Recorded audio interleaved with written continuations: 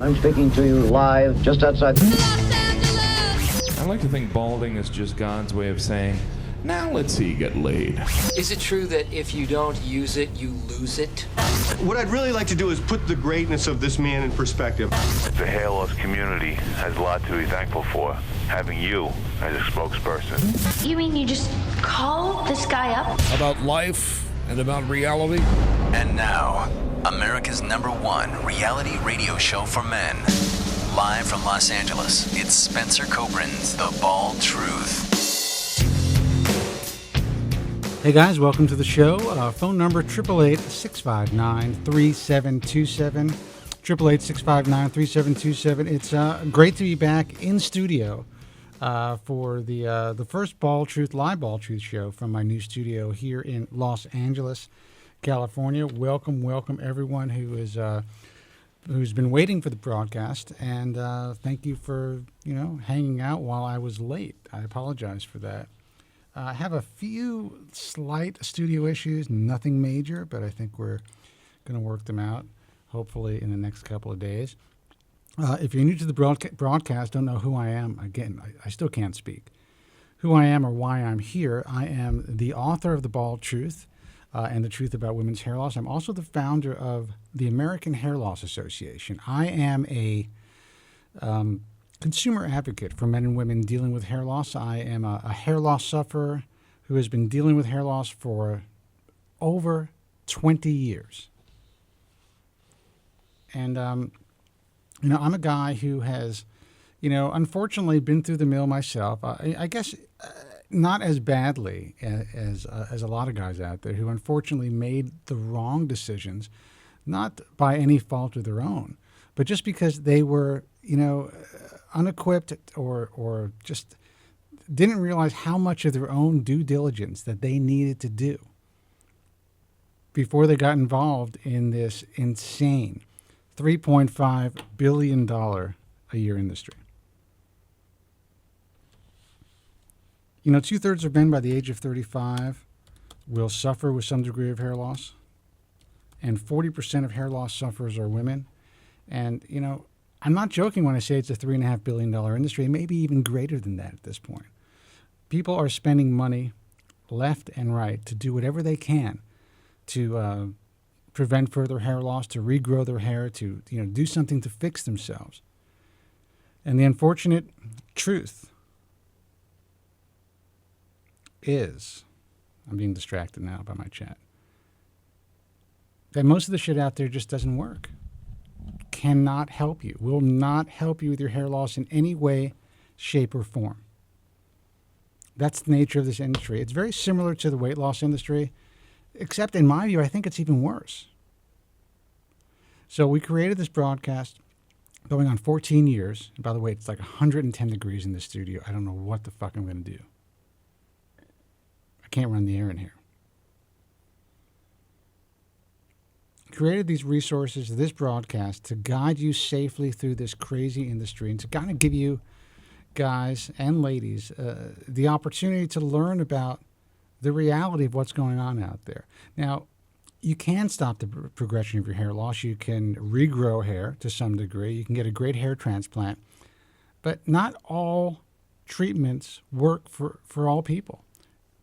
Procedures that are being performed out there, they're not one-size-fits-all procedures. Medications don't work for everybody. And if there are companies out there claiming that they do, or giving you a money-back guarantee, you are probably buying a guaranteed piece of crap. So please be careful out there. 888-659-3727. Let's just get right to the phones. I want to make sure everything is working properly, or close to the way it's supposed to be working. Let's see who this is. Hey, man, you're on the air. Hello? Joe. Am I here? You are, man. What's happening, man? Yes, unfortunately, I'm calling you live from the city bus. I'm coming from Manhattan today. I had to undergo a series of diagnostic tests. What happened? Well, I can get on the air. You call me privately about that if you'd like to.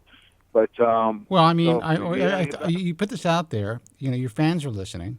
Joe, what's going on? Give us some inkling. Are you okay? I was in the chat room on my city bus. It's already And Sherry, stand by. I should be home about an hour and a half to be in the chat room. Okay, I'm sure they'll be waiting for you, Joe. Yes, I'm sure that. Yeah, I have a series of media tests done. So you know, health-wise. All right. So how are you feeling, man? You know the story. How are you doing? How are you feeling? Well, I'm pumped with various medications, various narcotics to leave the house. So I'm feeling pretty good, actually.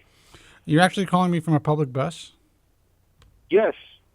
Yeah, you did hear the background noise?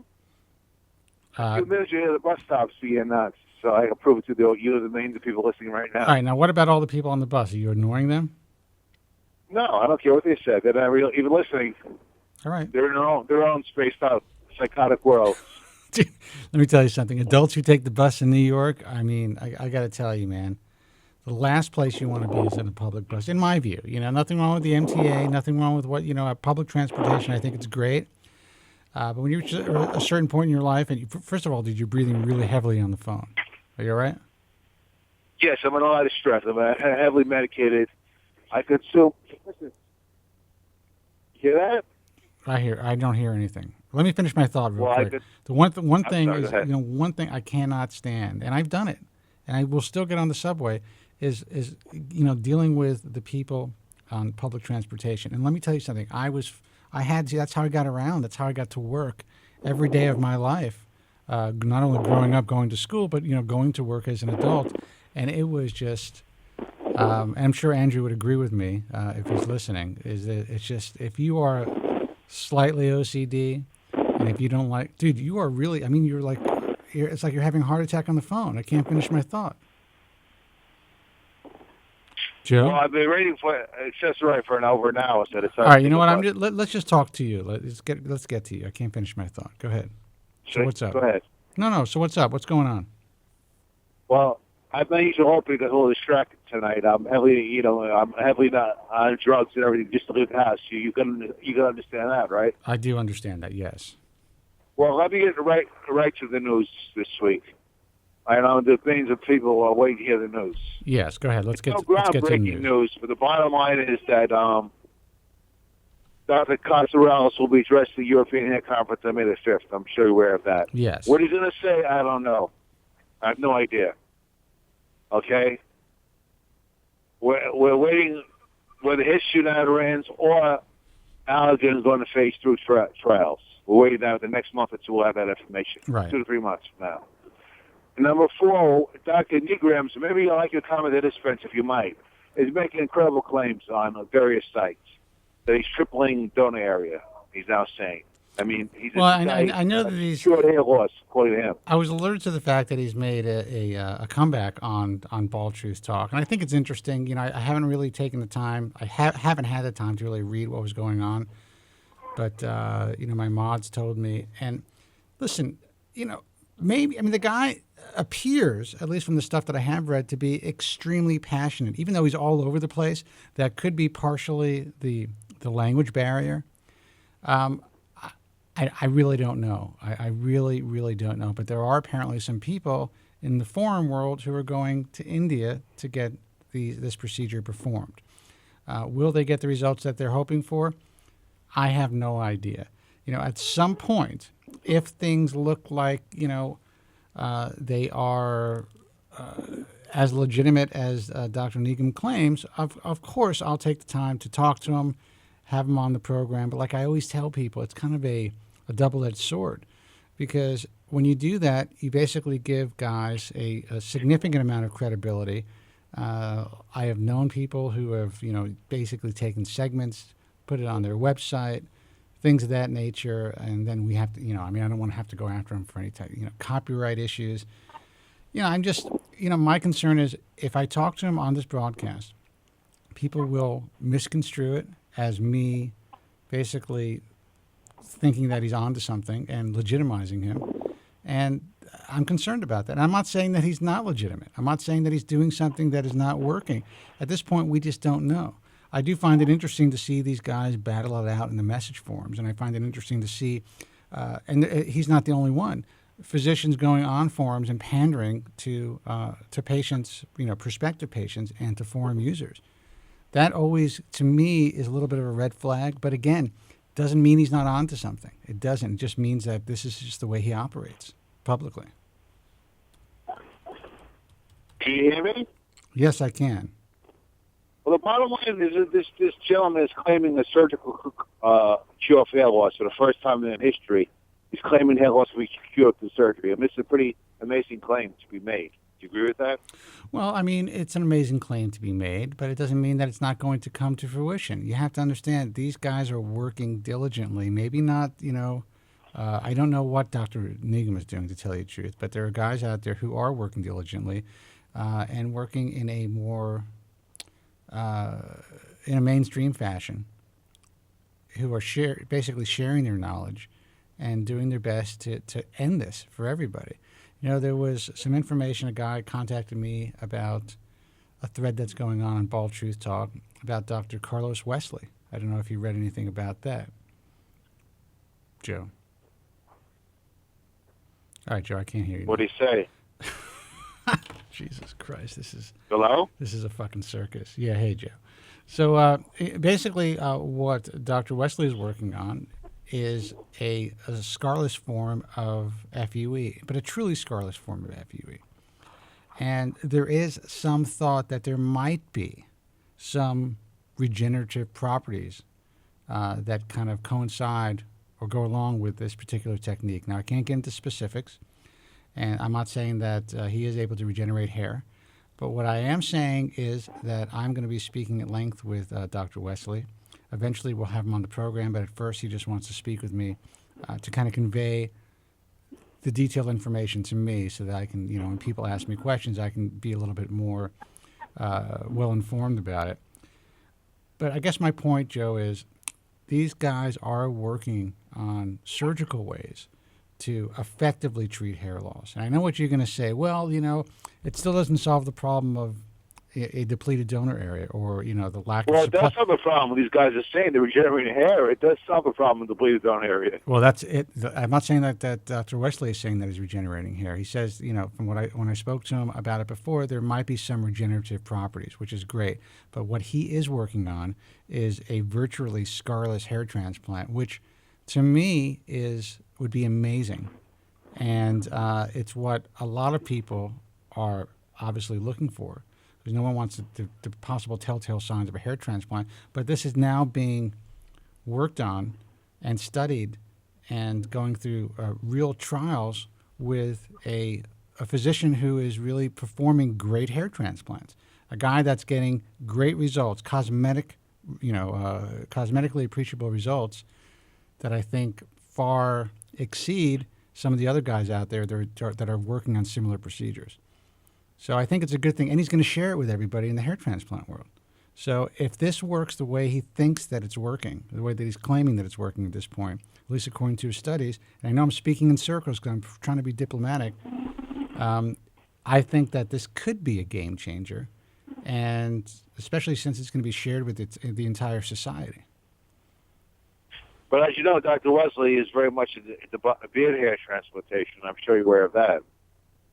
I'm aware of a lot, Joe, but this isn't really going to. This is not going to pertain, at least according to what I understand, to beard hair transplantation. It's really going to be. He's going to be focusing on scarless scalp hair transplantation. So we'll see. I'll have more information soon. I'm going to be talking to him at length. He's going to actually show me a presentation. I think it's going to be. I'm excited about it, but again, I don't want to put the cart before the horse. But I think we are moving into a new generation of surgical hair restoration, and this is a situation where these techniques are not going to be held close to these experts' vests like they have in the past. They're going to be shared with the medical community, and it's only going to benefit patients throughout the world. But I'm a little confused. Are these gentlemen claiming to regenerate donor area or just scalp surgery? I'm a little confused about that. I'm not going to be confused about it. I just told you, Joe. Right now, they're working on, and they think that they are honing in on scarless hair transplantation. If that is something that could be done consistently, and I'm not saying that it is, then we are one step closer to what I would consider to be the holy grail of, surgical hair restoration. And that would be having the ability to multiply hairs and perform a scarless hair transplant. Whether you're regenerating hairs within the donor area or regenerating hairs outside of the body and then implanting them into the recipient area, if you can start with a scarless or relatively scarless procedure, then you're way ahead of the game. Mm-hmm. I understand that, what you're saying.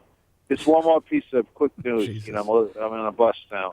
All right, somebody help me. McGrath, Yeah, go ahead. I'm sure you're familiar with Dr. McGrath. I'm very familiar with Dr. McGrath, yes. He's claiming online now, he's showing videos, he's having great success with PRP, with ACell, and body hair transplantation, and just injecting it into the scalp. Well, there are a lot of guys. 80% of his patients responded. There are a lot of guys who have made those claims. I happen to respect Dr. McGrath. He's a good hair transplant doctor. He's someone that I recommend. And there's Joe Greco down in Florida who's been doing this for a while, and in his hands, he seems to really be getting a really good response. I haven't seen this as much in some of the guys out there that have really been heavily marketing ACell and PRP. One guy you actually went to, and I know that you didn't get any results.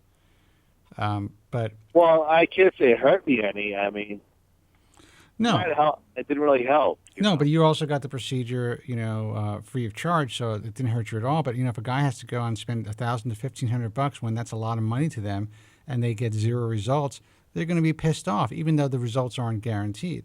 But there are guys like Glenn Charles has told me that he's seeing better and better results in his practice with PRP. I know Jim DeArmond down in San Diego. He is, he seems to be getting some results. And I think the key is performing PRP correctly. All PRP is not created equal.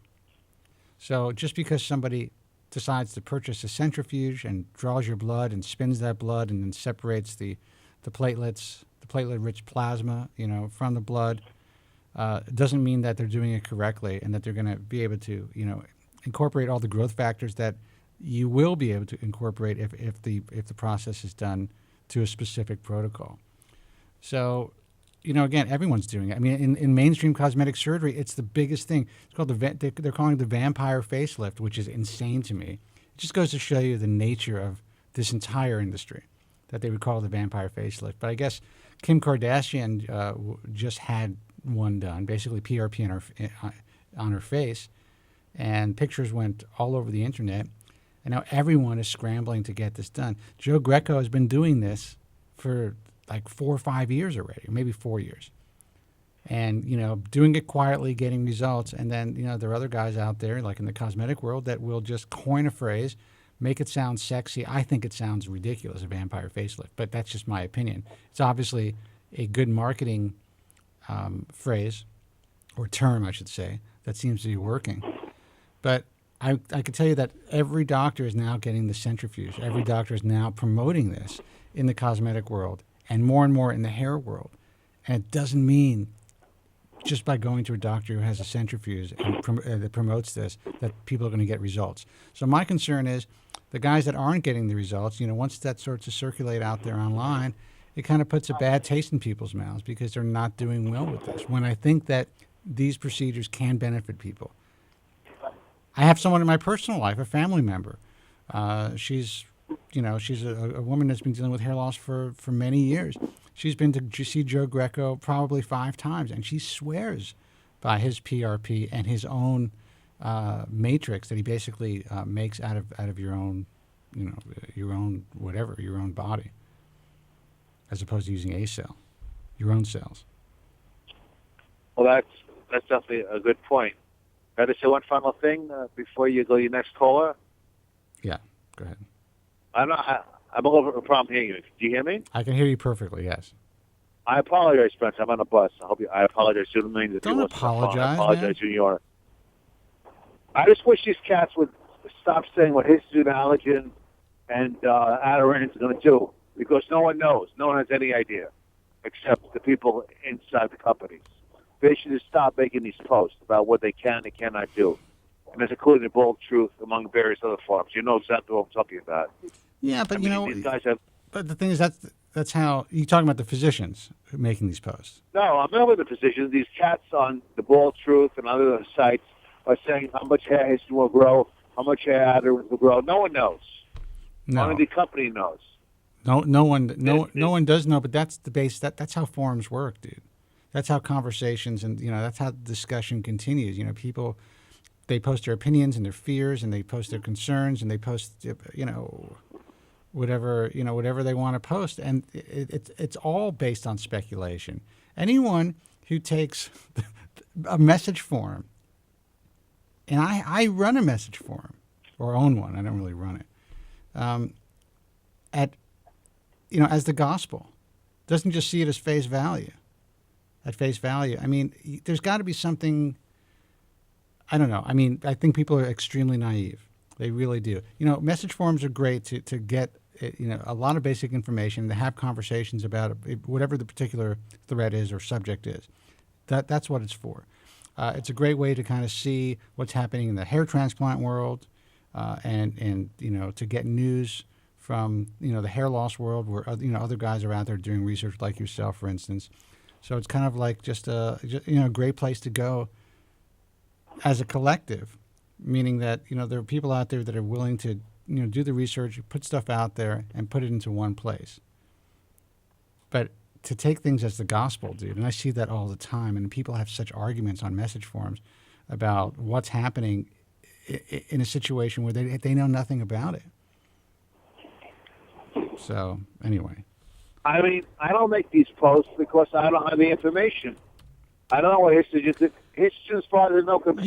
Joe, you don't make these posts because you can barely get on the internet, and I'm sure it takes you forever to type something up. But what am I going to post? I don't have any disinformation that these people supposedly have. I can't make up stuff. You know that, Spencer. Yeah. History, I have no idea what it can do. When I run into allergy, I have no idea. None. Zero. All right. Well, listen. Are you gonna be home soon? Well, some of the amazing people on the chat room that I'll be home in about an hour. But you keep me potted up for now. You want me to keep you potted up? So you listen to the show. All right. I'll keep you potted up, Joe. I appreciate that, Spencer. All right, and man. by the way, let's you on to thank you very much, man. Good Pesach. Thank you, man. All right. You're real good, man. Happy Passover to you, to Jewish listeners, and happy Easter to you, many Christian listeners. All right, man. Thanks, man. I understand we're having some problems. I'm gonna pot you down, Joe. Thank you so much. I'll keep you on hold. I understand we're having some problems with the phones. Not sure what it is, but we're going to figure it out. Let me get out the phone number, 888-659-3727. That's 888-659-3727. I'm Spencer Kobren. You're listening to and watching The Bald Truth. We'll be right back after this. Stay with us. Chance to be, and I don't need you to be by my side. Hey guys, welcome back. Jesus. Having lots of problems tonight with my equipment. 888-659-3727. This is Spencer Kobren. Great to be back. Great to be in studio. Just put this new studio together, and look, having a few issues, not the end of the world though. So we will work them all out. Again, the phone number 888-659-3727 is the toll-free number. Listen, if you are new to the broadcast, you don't know who I am. I'm going to say this again. I am a consumer advocate for men and women suffering with hair loss. I am the author of The Bald Truth and the Truth About Women's Hair Loss, and I'm here to do my best to guide you in the safest possible direction when it comes to trying to figure out this whole hair loss industry, trying to figure out what you're going to do with, with your hair. If you're dealing with hair loss, and listen, if you're listening to this broadcast, if you're tuning in, there's no doubt that you are, because 2/3 of men by the age of 35 suffer with some degree of hair loss. It's just the way that it is. And if you're a woman dealing with hair loss, you're not alone, because 40% of hair loss sufferers are women. 1 in 4 women, 1 in 4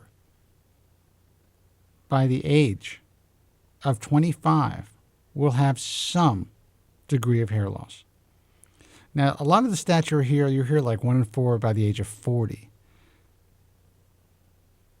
We were talking about public transportation before. Just get on the bus. Get on a train. Get on the subway. Go into a mall.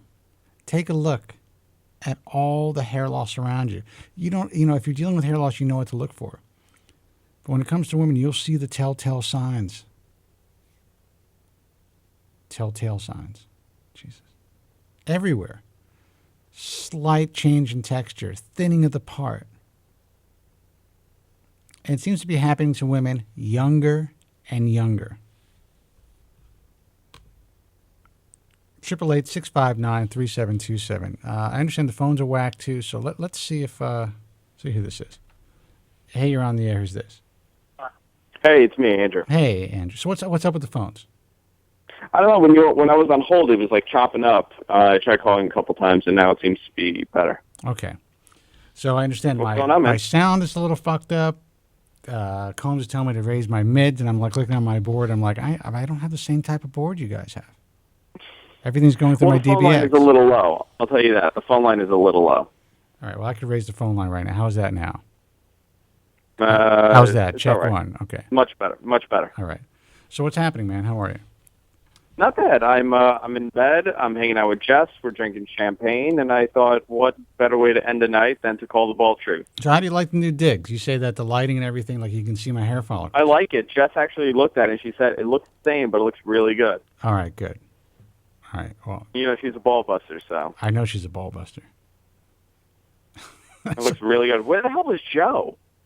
Joe's not going to bus, man. I don't know. He said he had some doctor's appointment. I don't know. Listen. At 9 o'clock at night? Well, by the time first of all, he goes to the doctor, and then he goes to the city, and he has to get loaded at either Gallagher's or wherever he goes. And then he gets on the bus. And he has to take a Cesaride. It's a whole thing. I'm thinking to myself, why can't his wife drive him to the doctor? Or if he's making the money that he says he's making, I know that he is, why doesn't he just take a cab? He could take a cab. Yeah.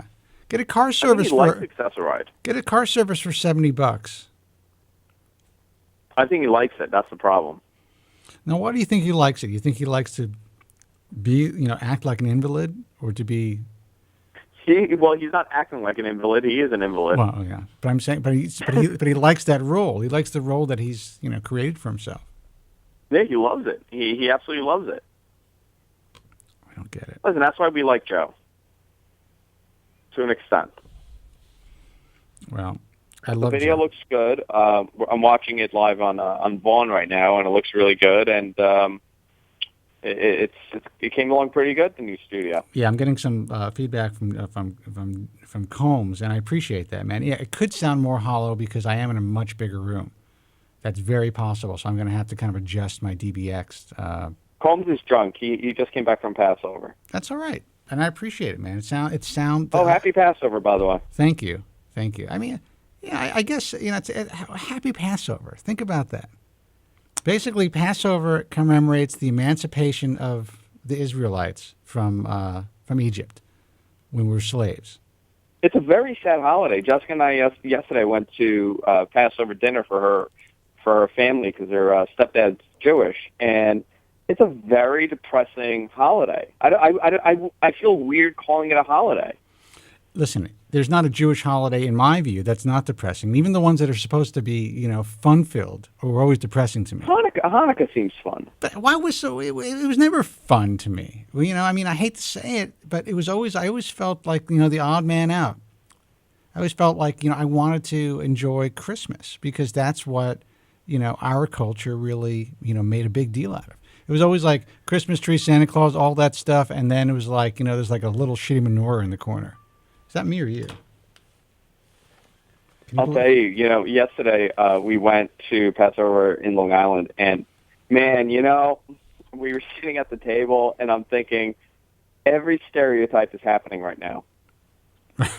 Every single stereotype the Midwest has of a New York Jew is happening right now. Well, because it was Long Island. That's what it is, man. When my God. Most of my family has moved from Brooklyn to Long Island at one point.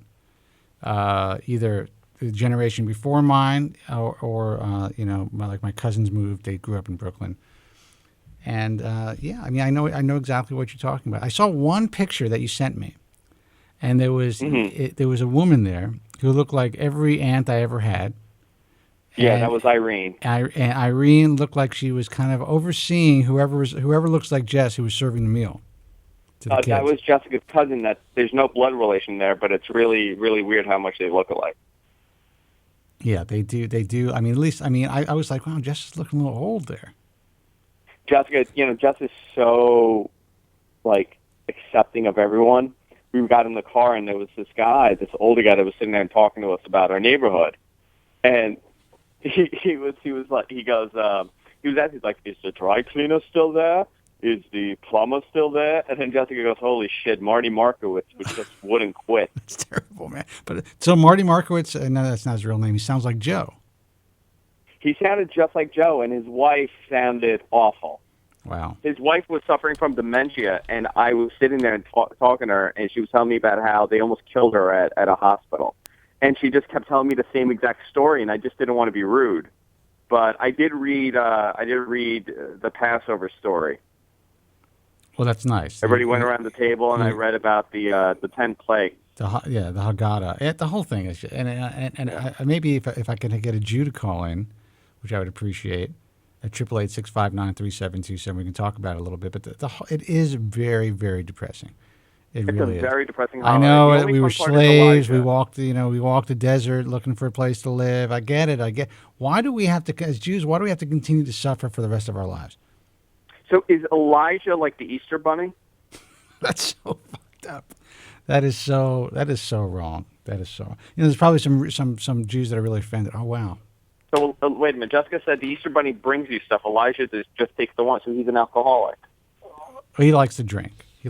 So I actually have another problem now with my camera. So, guys, I'm going to take a quick break, and then I'm going to take phone calls. We're going to talk about hair loss because that's what the guys in the chat room want to talk about. Andrew Zarian, guys from Queens Network, thank you so much for calling. Thank you, Spencer. I appreciate Everything it. Everything looks great. Have a good show. Thanks a lot, man. Take care. All right, bye. 888-659-3727. Let me take a quick break, then I'll get to your phone calls. That's 888-659-3727. I'm Spencer Kobren. Stay with us, all right?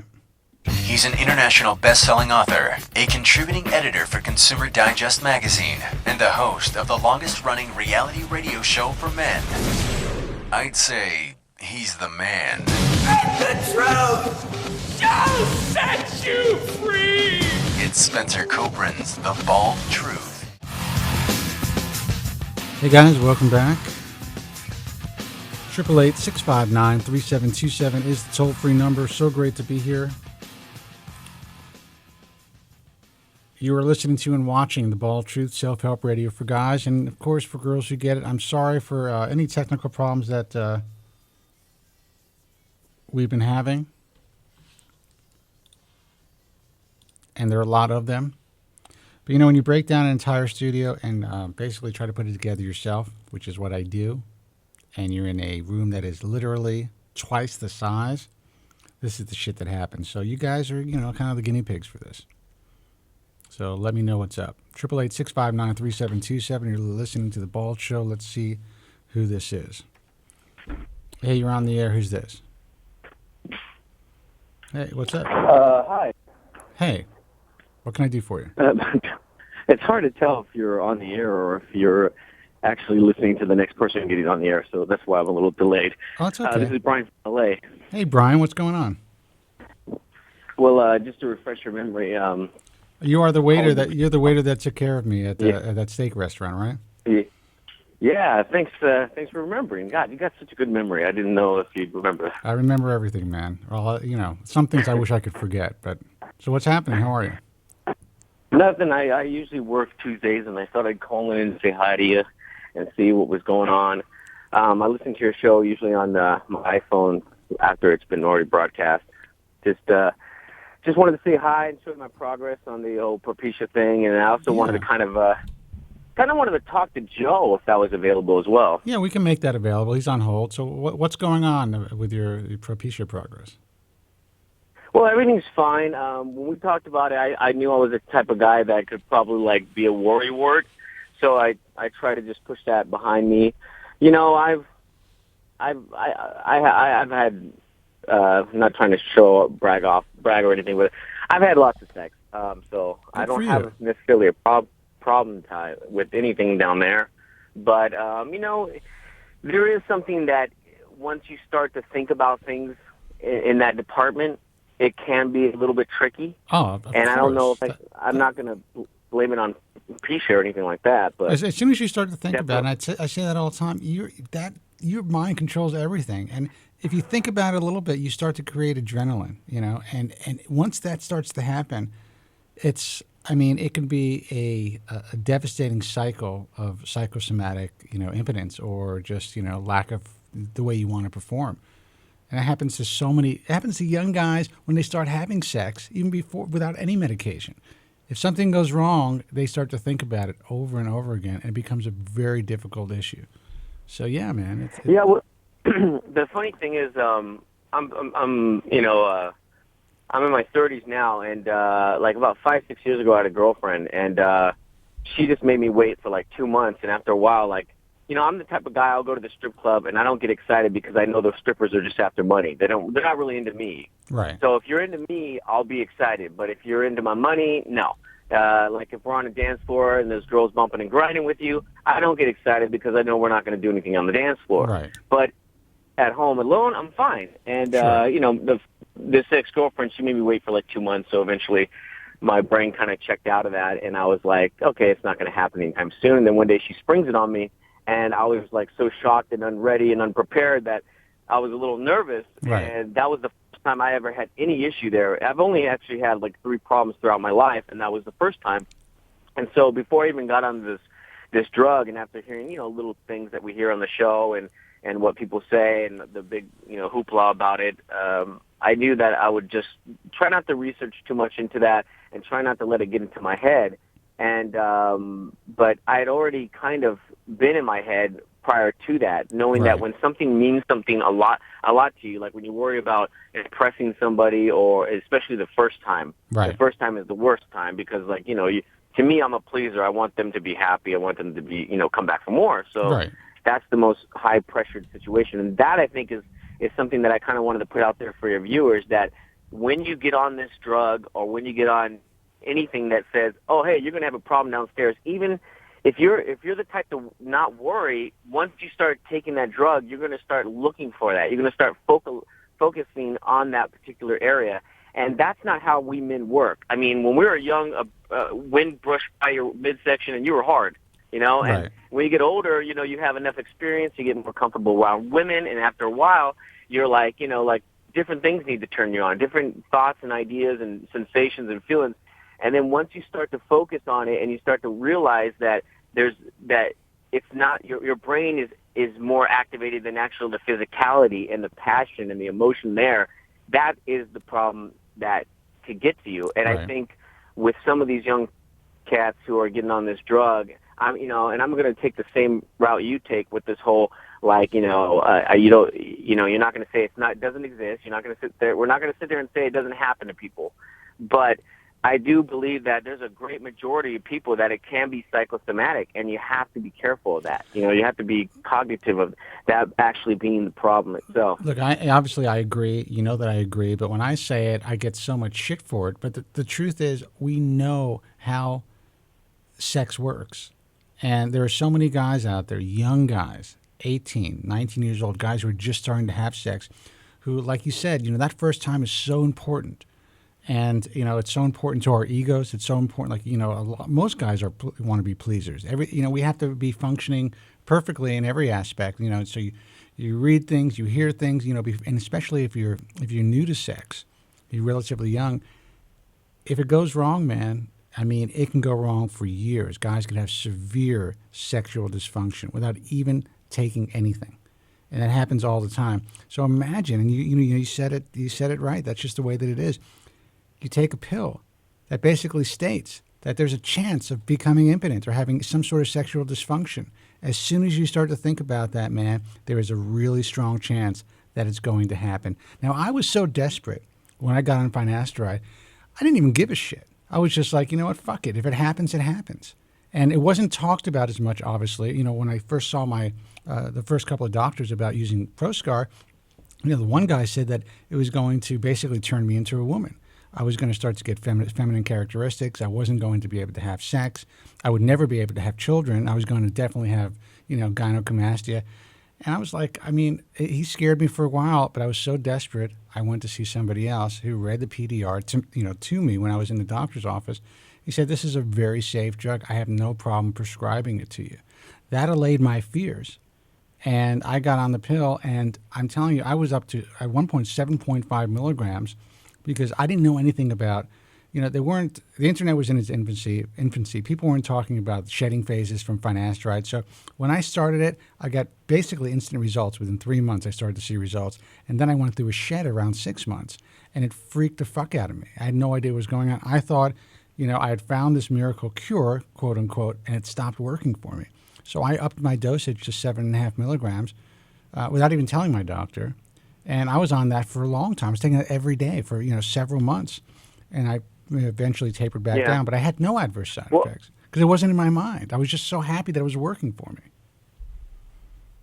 Well, I mean, definitely, and I know some people are probably out there like, you know, I'd rather have hair, like Joe, I'd rather have hair than have, you know, my penis, probably. He might say something like that, you know. Yeah, well, I wasn't one of those guys. Having my penis work was very important. The only reason I wanted my hair is so I could use my penis.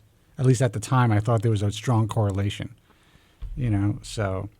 You know what I found is a bigger problem than something like Propecia in the arousal department is what's worse than anything for me personally is the hotter the woman is, that's the problem I have. Like, if she's really hot, like, I'm like, okay, I gotta impress this lady. I'm like, I don't know what it is. There's just something about me. It's like, you got to be this tall to get on this ride, kind of a thing. And yeah, like, if she's kind of homely looking, but she's got a nice body, I mean, I'm hard as rock. I'm just ready to go. Right. I'm like, because I don't even care. It's like, she better strap on because she's going to get a show. But if, you know, if she, like, I went out with this couple of 10s, and I'm just like, you know, I'm not nervous. I'm like a perfectly social guy. But when it comes to the bedroom, I'm like, I'm in my head. I'm just like, you know, what kind of men has this girl been with? How is she going to judge me? You know, it's so common, man, and people don't talk about it. The fact that you're talking about this, I think, is really important because it's so common. Guys are so fucked up. No one wants to admit it. You don't talk about this with your buddies, but I will tell you that just about every guy goes through this at some point in their lives, and it really depends on how you're equipped. You know, emotionally, when you're dealing with something like this. Some guys could have sexual dysfunction once, and they're just like, you know, fuck it, it didn't work, you know, whatever it is, I was drinking too much, and then there's other guys that let the nerves come in every time, just like any other type of performance, you know, but with sex, you actually, you know, it's hard to get over. So, yeah, man, I get it, and if you really want to impress somebody, and it's sad that we have to impress people, it's sad that, you know, our having sex is basically down to a performance. How fucking ridiculous is that? It should be such a natural thing, but we are so inundated with this bullshit from, you know, porn. Well, I know. Go ahead. I know a guy. I don't know if I'm breaking up, but I know you're breaking up a little bit. I can still catch what you're saying, but you get breaking up a little bit. So I don't know if I'm coming in clear. Am I? You are. Maybe it's my phone system. I don't know what's up. Sorry about that. Are you on a cell? Are you on a cell phone? I know. I'm on a cell phone, but yeah. Okay, it may be on my end. I heard I'm having some problems, but go ahead, man. I know a guy at work, and he's like, you know, he's what most men would consider the ladies' man. You know, I do all right. I'm good in my department. I don't like talking about myself, but for this guy has, you know, isn't taking Propecia, doesn't take anything, and he's got like he works out every day, gets lots of women. I mean, this guy is like the guy, right? And we were sitting down talking. And I told him, because this has happened to me only 3 or 4 times throughout my whole life, is failure down there. Right. And I told him about how one of them was with this 10, this really hot chick, and I just couldn't get it out of my head. And he goes like, "Why didn't you pop a Viagra?" And I go, "I don't have Viagra." And he goes, "Are you kidding me?" He goes, "That's like on my person at all times." This young kid, 10 years younger than me, like completely pinnacle of health, great looking guy, takes Viagra. Like with him everywhere. He goes, the reason why he takes it, he goes, it's not necessarily, he says he doesn't need it, but he says he takes it because he just doesn't want to have to think or worry about there ever being a problem down there, Right, and whether he's drinking or not drinking. That is so And that's common, like his dude. tech. That is so common. I know guys who do that. It is so.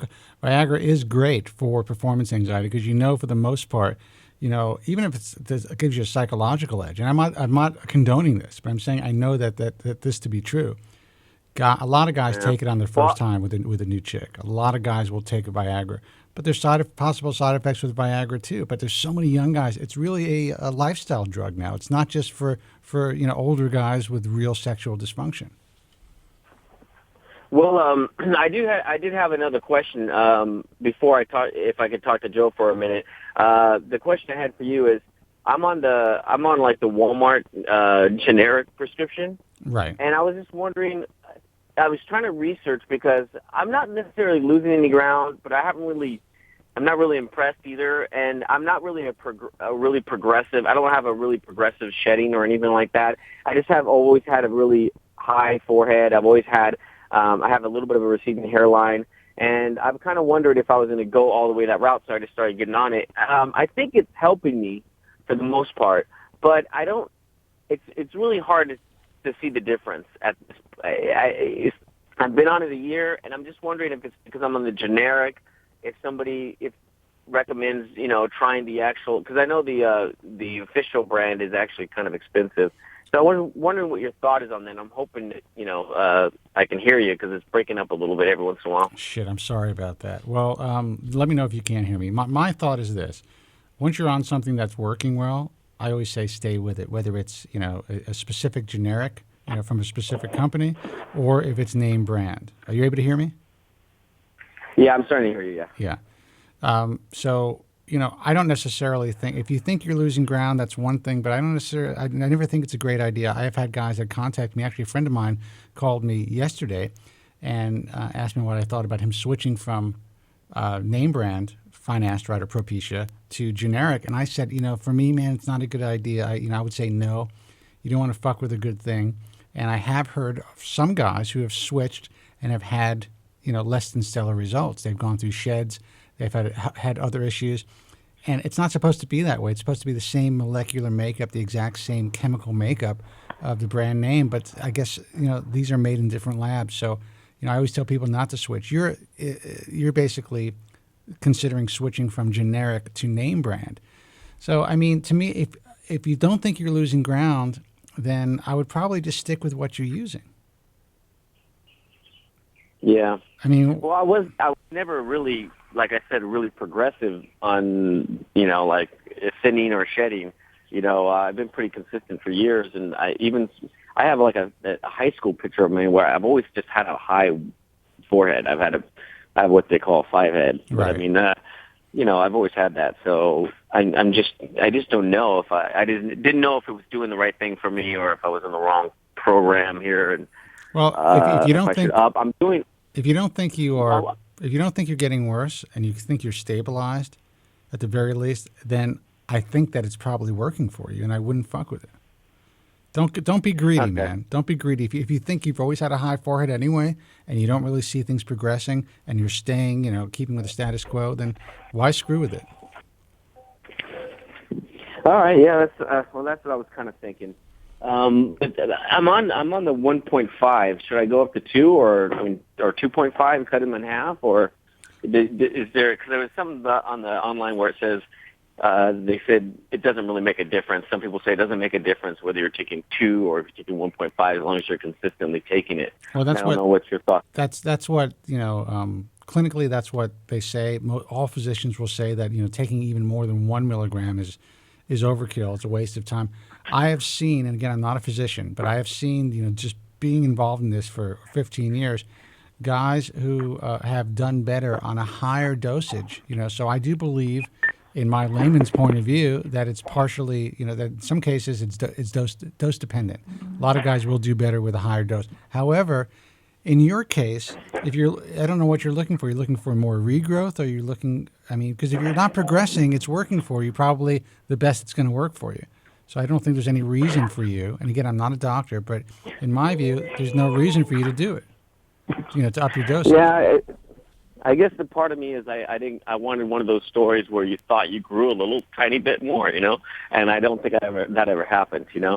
But the fact that I was never progressively shedding a lot and never really, like going, oh my God, every day it's getting worse, I was never like that. Kind of makes me think that maybe I'm just in the same position I was when I started, Well, how many years? How many years have you been on it?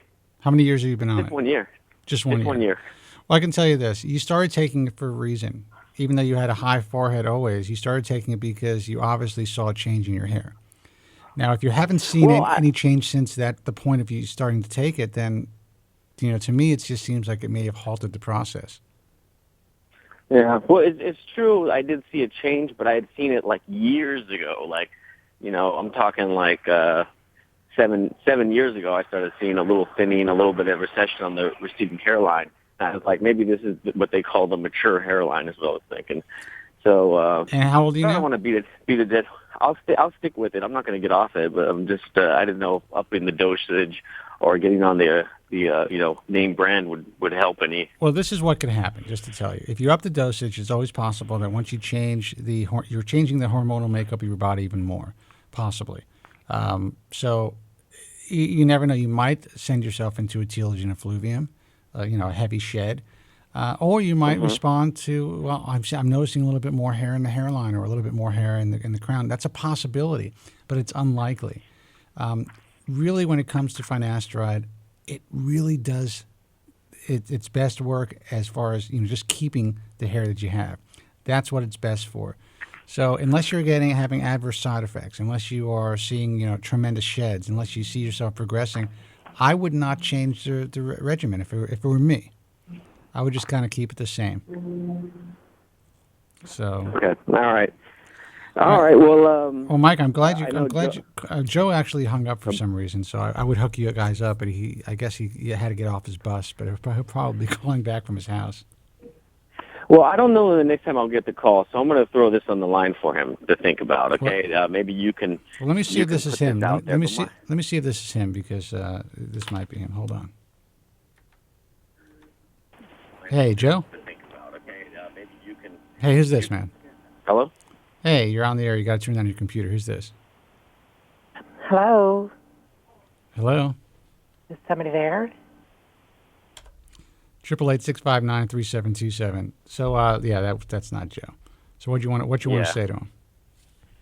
Well, I listen to the show every week, and I actually almost called on the day that you mentioned the steakhouse, and it's pretty funny. I was the flu, and you were talking about how I had called, and you were talking about the server had called, blah blah blah. And that was the night I was going to call, but I actually had the flu, and I thought, oh, my voice is not good.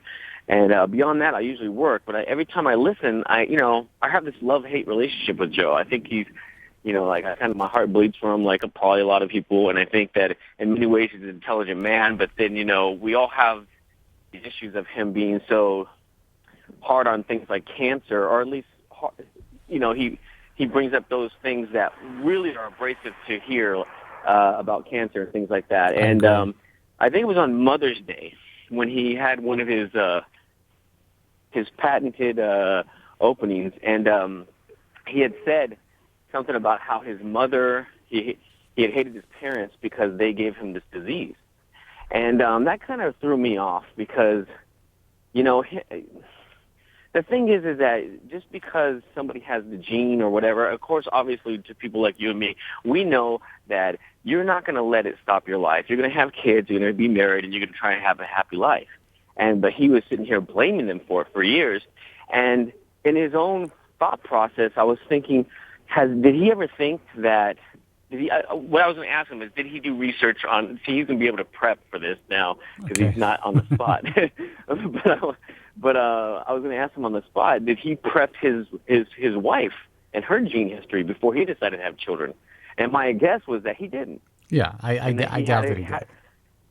Yeah, and, my thing was going to say, see, you did, you probably didn't prep your gene heritage and her gene heritage to figure out if your kid's going to go through the same situation that you say you hate your parents for and that you hate life for. And if you feel so strongly about that, and, how would you feel if your child hated you and you did the same thing to him. And you probably most likely either A, did or and if you didn't, you lucked out. You didn't really, research it and try out. So I just wanted to kind of open his eyes and think, you know what? You shouldn't be so hard on your parents. You shouldn't be so hard on people who want to live their lives just because you're unhappy in your situation and what's going on with you. You're just as, you could be just as guilty or just as, to blame as anybody, but nobody is to blame. It's who knows the reason why we go, why genes make us go bald or whatever the hell it is out there. If it's an evolutionary process for some reason that we don't yet understand, I don't know. But the point is that this is life, and we're here to live it. We're here to enjoy it. You had a child. Your child knows. Not you, but Joe has a child. His child knows all about this crazy life that we live. And who knows if he's going to grow up, Well, I think weird thoughts. Honestly, and I appreciate your point. The thing is, Joe has made this guy. Joe has made his poor kid insane already. The kid's like 8, 9 years old, and he already talks about sufferers. And you hear what he says on the phone about his dad. It's actually sad. And I tell Joe all the time, I believe he put this poor kid in such a bad position. What happens if he does start to lose his hair? Or does he have the same fear that Joe had when he was a kid, that he's going to lose his hair? And how is this affecting this kid's life? But I get your point, man. Absolutely. I'm letting you talk, and I'm letting you get. I'm listening because there's certain times I really can't get certain things that you're coming across with. But I'm letting you talk for the listeners and viewers to get your point across, and then I'll be able to listen to this later and get everything that you said. So if I don't respond right away, it's because I'm trying to gather what you're saying. Oh no, I appreciate that. It sucks that we're having some problems with the phone. I hope I'll ask another caller to see if maybe it is my phone system. I don't know. I just hooked this thing up the other day again. My phone is usually pretty solid where I'm at. It's got full signal, and the fact that you're hearing me kind of suggests that it's probably not on my end. But I mean, it could be. Who knows?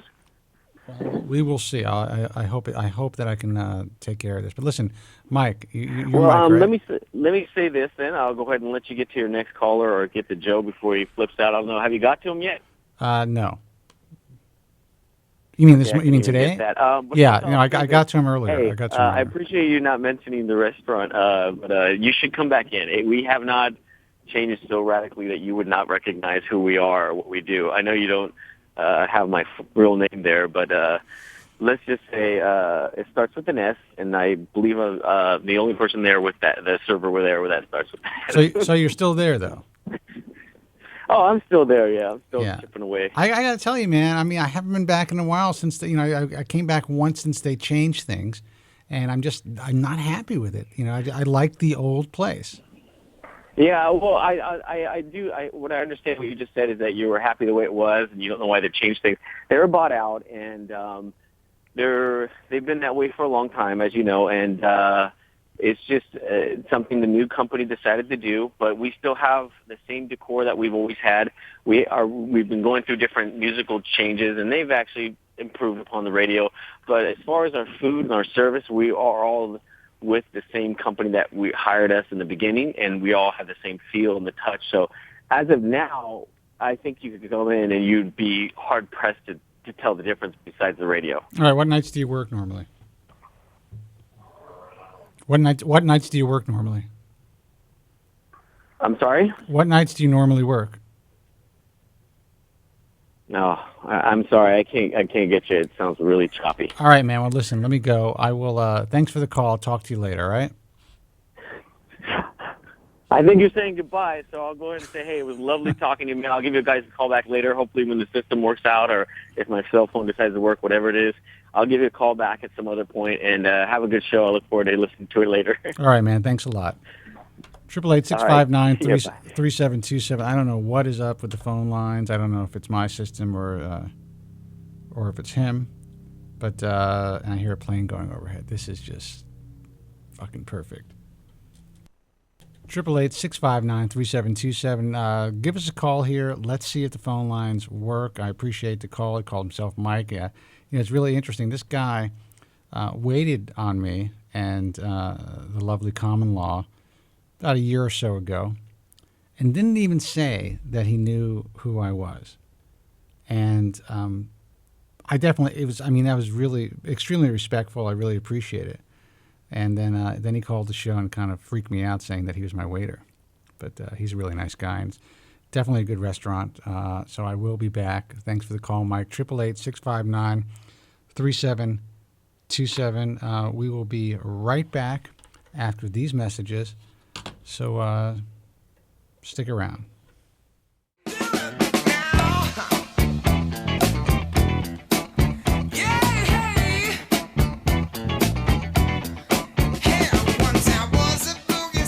Hey guys, welcome back. Listen, I'm so sorry about the phones. I know you guys are trying to call in. I see the lights blinking, but you're probably hearing that it's all choppy. I tried to do a little troubleshooting when I was on the break, and I think it has to do with a connection going into my mic amp. That's how I hear my phone calls, and that's how you hear me actually as well. So it's very possible that my 1/4 inch jack is jacked up, probably because of the move. So it is what it is. We will. I'll try to take a couple of your phone calls. I don't know if you're going to be able to hear me. Let's see if you can hear me. Let's see who this is.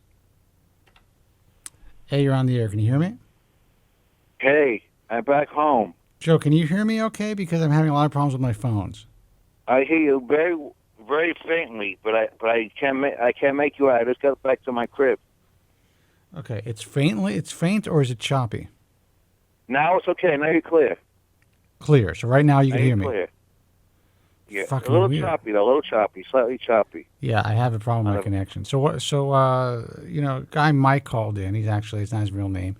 He's a guy that works in a restaurant that I go to, and I don't know if you remember this call. He wanted to talk to you. He had some other questions, but he wanted to talk to you about your view, your worldview on hair loss, and the fact that he remembers the Mother's Day show when you called in, and basically you were. Yeah, that cat on the phone. I cut off. I was on the bus. I cut off. I understand he wanted to talk to you. What was his name again? I forgot. Mike. You're Mike, your waiter, right? Yeah. What do you want to ask me? Well, he's a little concerned about your worldview on how you kind of blame your parents for your hair loss, and there's other guys out there that feel the same way. But I mean, you had a kid, Joe. You had 2 kids. Now, were you that concerned about having children because of your hair loss? You had them anyway, and were you that concerned about your wife's lineage and her hair loss genes? You're chopping up. I think you want to know what my view on how hair loss affects my family and how it affects the world. Is that what you want to know? You're chopping up. Is that what you want to know? Yes or no? That's not what I want to know. And I'm going to have to drop the call, man, because I can't take any calls tonight. It's fucked up. Well, my son is petrified of hair loss. He's afraid he'll be a sufferer. He lives day in and day out petrified. But I tell you, 11 years old, I told him by the time he's ready, there'll be a cure. So I try to comfort him. He has psychological problems because of this devastation of this disease. Yeah, but he has psychological problems because of you, in my view, Joe. No, because he understands. He has no way out. He has a gene on both sides of the family. Yeah, but what this guy wanted to know is, if you were so concerned about the genes, you were so upset with your parents, why did you have kids? Why did I have kids? Because I knew I was in a carrier. Because it comes from the mother's father. It doesn't come from the father. It comes from the mother's father, basically. And my research has shown. Yeah, but you still believe that, and there is some evidence showing that there's more of a chance if it's coming from your mother's side. But we do know that it does come from either side of the family, and a combined gene pool like that could really put your kids at risk. Now, for me, I think it's ridiculous not to have a family based on your male pattern baldness, lineage, especially nowadays. But I mean, who thinks like that? There are guys who do think like that. But he wanted to know because you kind of brought it up that you were pissed off at your family. Or at your mom. My son is very knowledgeable, and he understands what the future may hold, and he's petrified. Wow. Joe, man, he can't live his life. You're still having problems hearing me, I bet, right? You're breaking up, Spencer. Yeah. You know what, Joe? I'm going to hang up on you, and I'm not going to take any more calls You're breaking tonight. Up. Can you ask me the question in the chat room and I can answer specifically? I'm reading the chat room. How's that sound? Yeah. These guys will ask you the question in the chat room. You're breaking up. I can't hardly hear you. You're breaking up. Joe, I'm going to have to hang up on you. Goodbye. Guys, I'm so sorry that I'm having problems tonight. It is what it is. I think I kind of figured it out, and I think I could fix it not tonight, but by tomorrow. So I'm thinking about actually wrapping up the program early tonight. It's about 20 minutes to 7 here on the West Coast. You know, I want to... he's calling in again. Jesus. Are we going to play this game? All right. All right, Joe, can you hear me? Can you hear me? You're on the air. No, you're breaking up, Spencer. All right, dude. Guys, I'm going to close up shop. Listen, first try here in the new studio. I think, by just wrapping up the cords and doing things that I had to do to the equipment, I definitely think there's a loose connection for my phone system, which I will fix for the next broadcast for sure. I apologize. Tracy, I see that you've been trying to call in. I'm so sorry. I would love to speak to you. Hopefully next Tuesday you'll take the time to call in. Guys, I'm going to say goodnight to everybody. Think about the websites, thebaldtruth.com, of course, to check out archives of the broadcast. Also, we do a live broadcast every other Sunday at 12 noon here on the West Coast, 3 p.m. on the East Coast, and 8 p.m. Greenwich Mean Time, GMT time in the UK. Got a tremendous amount of press from the new UK show. We just did a half-hour BBC documentary, a radio documentary. The show was mentioned, and I was in the UK, the Times UK, and there's another big article coming out, I think, next week in one of the biggest papers in the United Kingdom. And, it's a little hair loss show that could. And I'm very excited about our evolution and the fact that we're going to be reaching many, many more hair loss sufferers around the globe with the new show. And obviously, my sidekick for the broadcast is Spencer Specs Stevenson. You probably know Specs from the online world. He's a consumer advocate in his own right, been in the industry for a long time, and he's a guy that's had, get this, 10 hair transplants. 10. A few bad ones, and the rest repair work.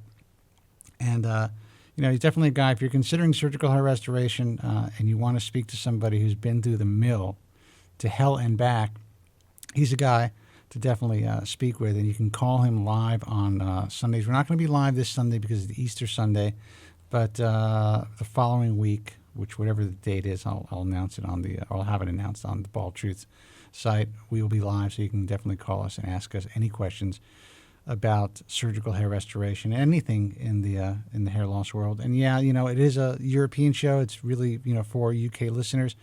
But if you happen to be around on a Sunday at noon here on the West Coast and at 3 on the East Coast and you want to call in, feel free. The 800 number will still be working while we give out the UK line. Website's thebaldtruth.com. If you want to interact on our message forum, check out baldtruthtalk.com. Currently the number one most trafficked message forum in the world of hair loss in the world. So I want to thank all you guys for participating on the forum. But understand this. You can't take what's written on the forum as the gospel. It's a great place to do your research. It's a great place to interact with other hair loss sufferers. It's a great place to learn about, all the different procedures that are available, to look at physicians' photos, and to see how patients are doing with whatever they're taking, whether it's finasteride or they're on a combination of therapies or if they've had a hair transplant. But remember, it's the internet. And as much as we would like to, the truth of the matter is you never really know, or like to know, you never really know where things are coming from. So, I kind of live my life that way online. I get as much information. I live online. I get as much information as I can on any subject that I'm looking for. And if I'm going into a public forum, and I use a lot of forums, I take what's written with a grain of salt, realize that there's probably a lot of great information out there, but you cannot take it as the gospel. You have to do your research outside of the forum world as well. So let me say goodnight to you guys. I got a lot of calls on the line. I'm so sorry that I can't take your calls. I would love to take your calls. So let me give out the websites one more time: thebaldtruth.com, baldtruthtalk.com.